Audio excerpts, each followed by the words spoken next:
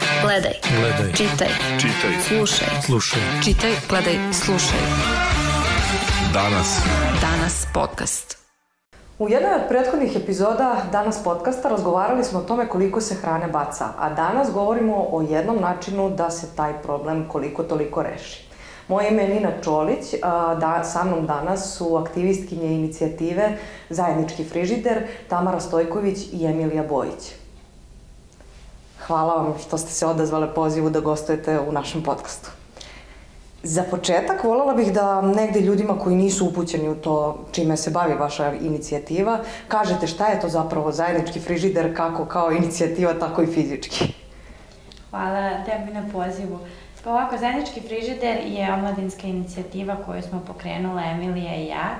I najprostije rečeno, to je Zajednički frižider koji je postavljen na Dorćol placu u Dobročinoj 59 i koji je otvoren svakoga dana od 11 do 19 časova i tu svi građani mogu da ostavljaju svoje donacije hrane, a oni kojima je to potrebno mogu da dođu i da uzmu tu hranu.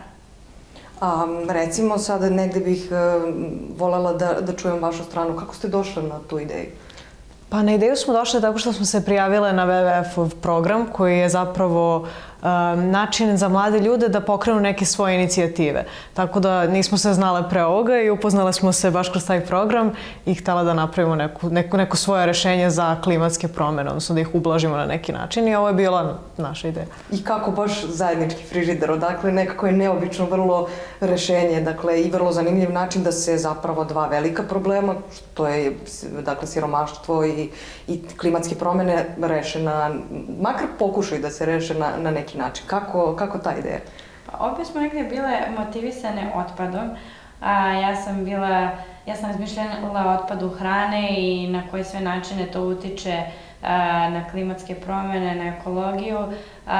Isto razmišljala o otpadu iz modne industrije, tako da smo se našli oko te zajedničke ideje regulacije otpada i ova akcija također ima taj humanitarni karakter i ideja nam je bila da postavimo frižider koji će svi koristiti i ormar koji će svi koristiti i onda nekako Zajednički frižider bilo najprikladnije ime za to. Zajednički frižider je postavljen u januaru. Prvo smo uradili to jer je to predstavljalo dosta veći izazov o čemu ćemo kasnije pričati, a uskoro postavljamo i zajednički ormar koji će funkcionisati po istom principu. Negde jedno od možda praktičnijih pitanja. Šta građani mogu da doniraju? Dakle, postoji zakon o doniranju hrane. Dakle, šta je to što oni kako mogu da doprinesu? Pa građani ne mogu baš da doniraju sve. Ne mogu, na primjer, da doniraju neke ostatke koji su im ostali. Nažalost, mi bismo to jako voljeli, ali trenutno zakonske regulative to ne dozvoljavaju. Tako da mogu da doniraju pića, određeno mogu da doniraju zapakovanu i hermetički zatvorenu hranu, kao i sveže voće i povrće. Tako da... A jeste li razmišljale na koji bi način moglo nekako da se utiče na institucije da se taj zakon promeni? Da li imate neki plan u tom pogledu? Pa željela smo za sada samo da zagovaramo i da damo ljudima do znanja šta se zapravo dešava i da bi trebalo da svi nekako radimo ka tome, da se izborimo da zapravo svi mogu da ostave ono što imaju i da pomognu što više ljudi. A pomenuli smo WWF koji je još učestvovao zajedno sa vama u toj akciji. Da, WWF nas je nekako motivisao da krenemo sa ovom inicijativom i dao nam tu neku inicijalnu podršku finansijsku, ali također i mentorsku podršku tokom celog procesa i nakon ostvarivanja projekta. Trebalo nam je neko vreme, frižider smo postavile pola godine kasnije nakon planiranja svega. Trebalo nam je dosta vremena da zadobijemo poverenje i pojedinaca i organizacija, ali smo uspele da pronađemo sve potrebne partnere da bi se ovo ostvarilo. Tako da Banka hrane, koja i dalje sarađuje sa nama svakoga dana i dopunjava frižider, redovno, oni su nam prvi izašli u susret, pored naravno WWF-a, i odmah prepoznali potencijal u ovoj akciji i podržali nas ne samo u donacijama hrane, nego zaista smo dobile dosta savjeta, dosta informacija o tome koliko se hrane baca, kako to utiče na ljude, kome je sve to potrebno, koliko ima ljudi koji zapravo traže takvu vrstu pomoći. Zatim imali smo naravno podršku Dorćol placa gde se nalazi, znači s teritorije, odnosno čim se posjedu nalazi frižider i dosta nam pomažu i ljudi sa Dorćol placa da nas obaveštavaju o tome, na primjer koliko ljudi dolazi i koristi frižider. Generalno i oni su nam dali dosta saveta i podržala nas i humanitarna organizacija 28. jun koja nam je donirala sam frižider.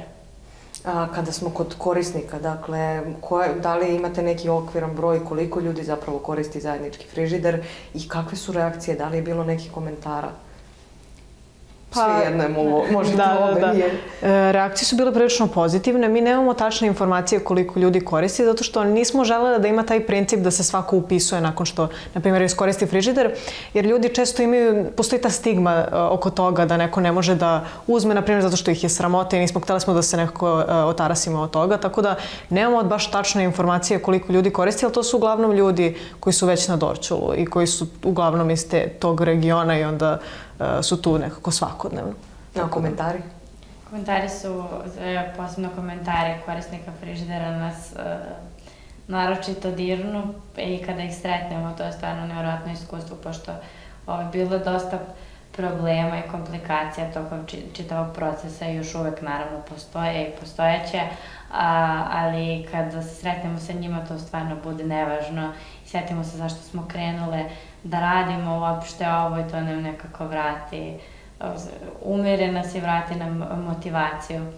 Kada ste pomenule već komplikacije, o čemu govorimo, na primjer? Dakle, svakako da to nije bilo samo, došli smo i postavili smo frižider. Dakle, koje su te neke komplikacije na koje ste naišli tokom samog procesa? Koliko sam videla i kasnije, nakon što je postavljen frižider, to treba da se održava, da se vodi računa i bilo je neko, ako se ne varam, skoro održavanje.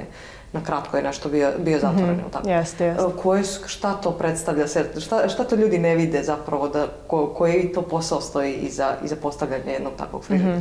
Što se tiče planiranja, imali smo problem da nađemo i lokaciju, ali da nađemo i partnere, to je Tamara već spomenula, i sam frižider, ali naravno to smo ispunili, to se desilo, ali imali smo recimo problem gde nam se frižider pokvario i nekako smo morale baš onako u kratkom vremenskom periodu da se snađemo i da nekako prikupimo resurse da ga popravimo, što smo brzo i uradile, tako da nam je baš drago i zahvalili smo na podršci, pošto su nam ljudi ipak donirali i pomogli na taj način, tako da smo taj problem rešila faktički za jedan dan.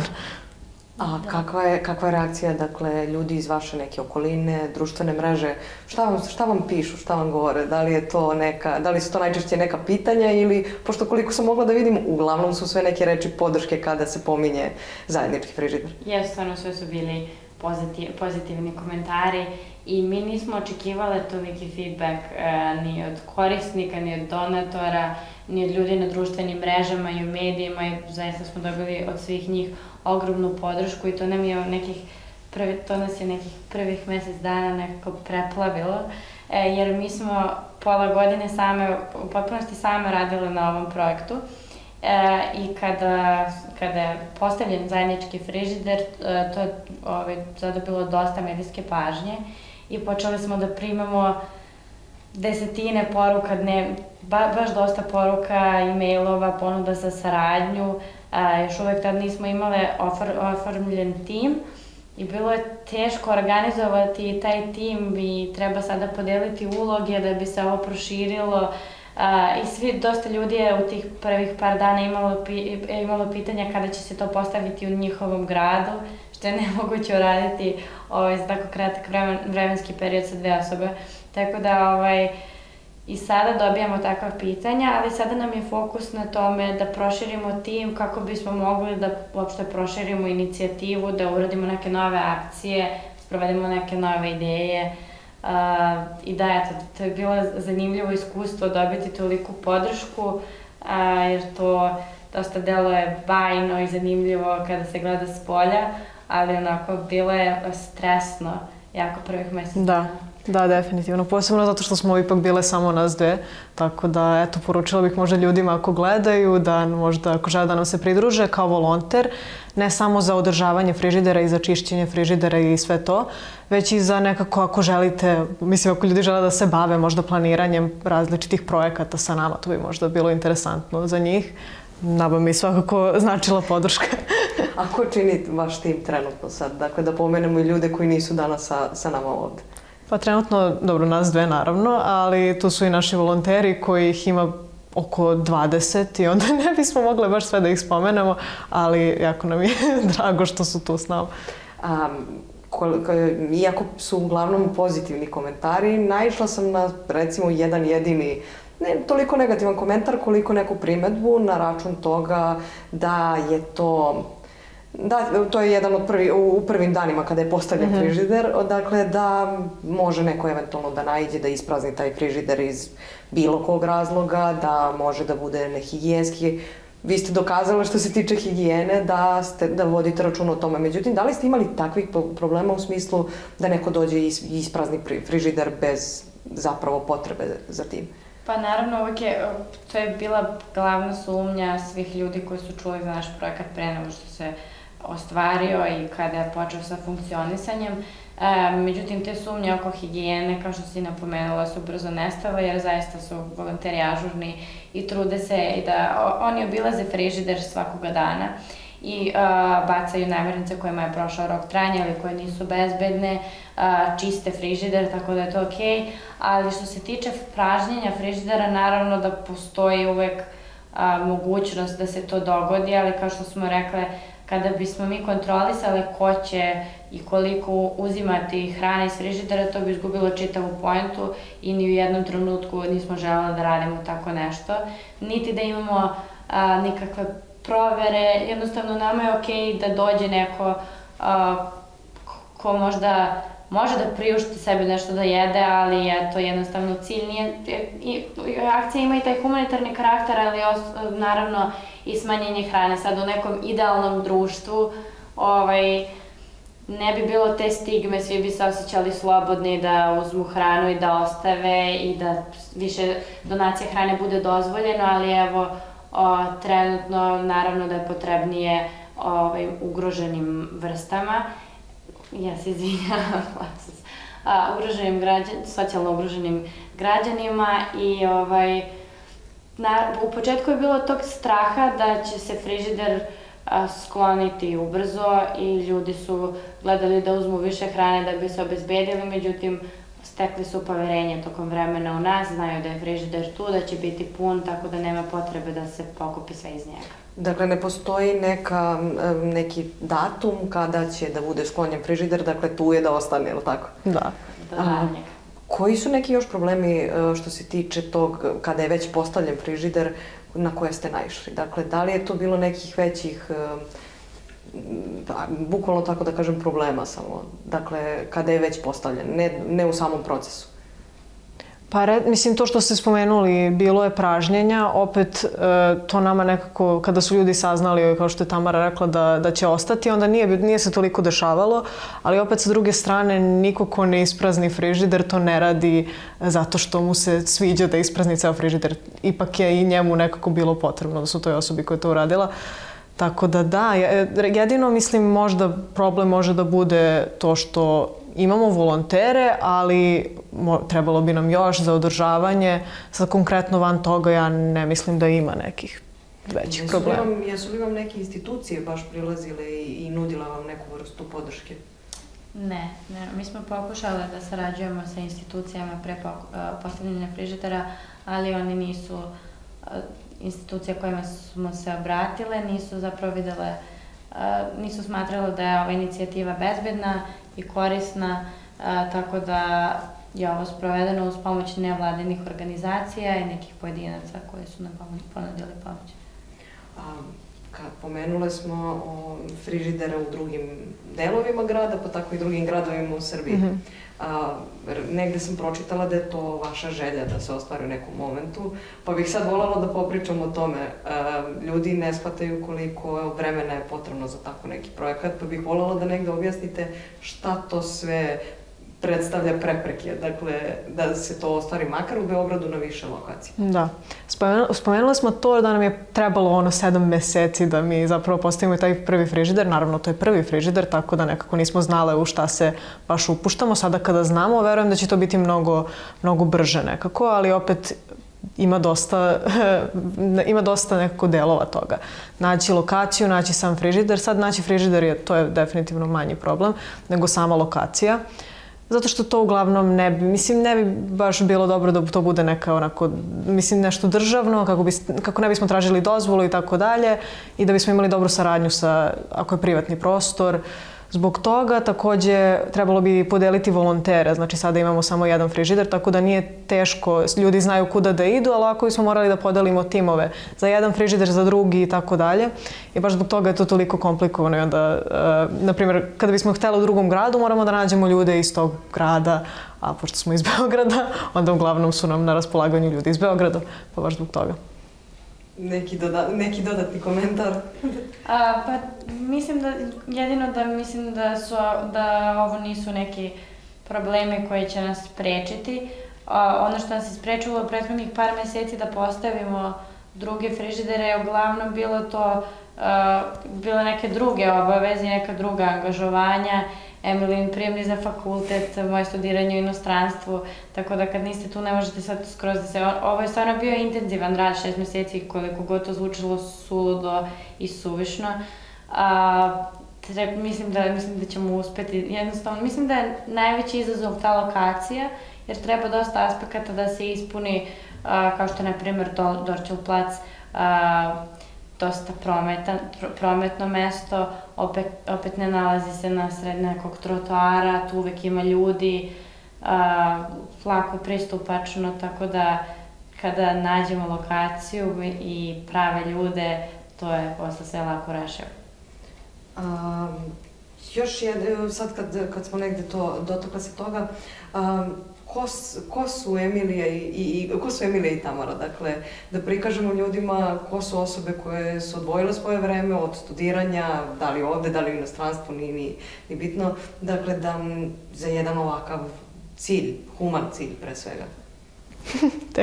Teško je odgovoriti na pitanje, ali nekako mislim da smo obe jako aktivne i generalno vezano za klimu i za humanitarni rad i to nam je jako zanimljivo i onda nekako, za mene lično, ja možda ne bih se usudila da pokrenem nešto ovako bez podrške Tamare kao osoba koja je vrlo odgovorna i koju baš verujem za ovakve neke stvari i generalno i bez podrške WWF-a.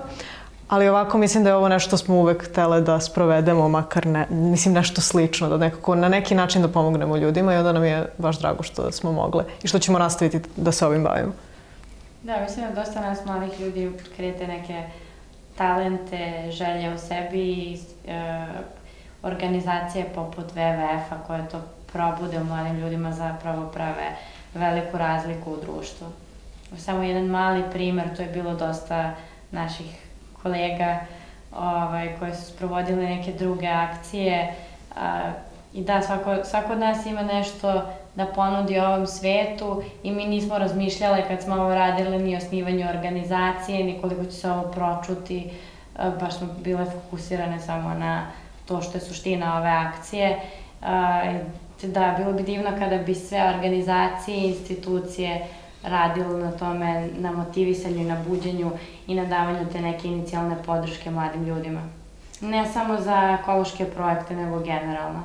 A da li imate neku informaciju da li se ovakav neki projekat sprovodi negde u regionu ili inostranstvu? Dakle, ili ovo zapravo prvi frižider, zajednički frižider na svetu? Nije prvi zajednički frižider, ima ih i na drugim mestima u svetu, ali funkcioniše prilično isto kao i kod nas, tako da da, definitivno nije nova stvar, ali je nova za naš region. Na početku smo pomenuli zajednički ormar.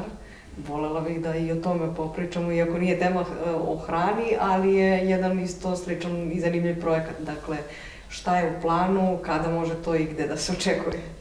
Evo, hoćeš ti da ti prepustim da kažeš šta je zajednički ormar? Može, naravno.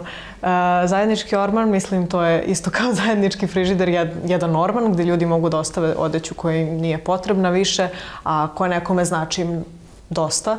i planiramo da to postavimo u skorije vreme, već imamo orman, tako da treba naći lokaciju. Možda će to biti čak na Dorćol placu, mislim, nemamo tačne informacije, vidjet ćemo, ali u suštini to je nešto čemu možemo da se radujemo uskoro. Kako još ljudi mogu da se uključe, dakle, u akciju? Pomenuli smo volontere i pomenuli smo, dakle, osnovno to da mogu da doniraju hranu. Kako, recimo, za ormar mogu da se uključe? Šta vam je trenutno za taj projekat najpotrebnije, pored vremena koje verujem da je negde ključni faktor? Da.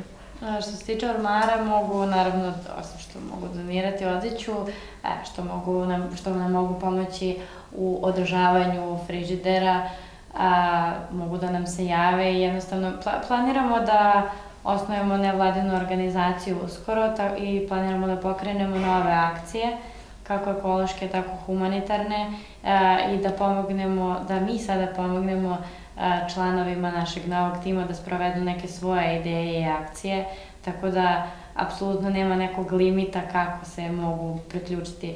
Voljeli bismo i da probudimo upravo ono o čemu sam govorila, da probudimo te neke talente skrivene u svim našim volonterima i članovima tima i da doprinesu akcijama na način koji najviše njima odgovara. Ne znam, neko voli da se bavi marketingom, neko da bude projektni menadžer, neko da bude menadžer volontera i tako dalje. Da, tako je. A često smo pričali sa ljudima i pričali su nam zašto ne mogu, na primjer, da volontiraju, a to je uglavnom bilo zato što im je Dorćol plac daleko i tako dalje, ali kao član našeg tima možete da radite bilo gde. Mislim, na primjer, Tamara koja je bila u Parizu na studijama, mi smo se stalno čule i stalno smo planirale nešto i radile na frižideru, tako da mislim da je to odličan način da se ljudi priključe. A takođe od skoro kada smo imale onu situaciju gde nam se frižider od vetra se srušio i pokvario, primamo i financijske donacije, tako da ukoliko neko želi da donira, to može da uradi preko našeg Instagram akaunta. Mislim, tu imamo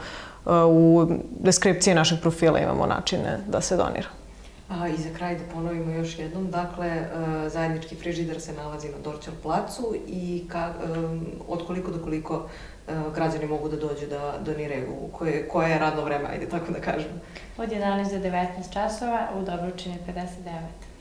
Hvala vam puno što ste gostovale i pričale za podcast Lista danas. Hvala puno. Vama hvala što ste nas gledali i gledamo se i sledeće nedelje.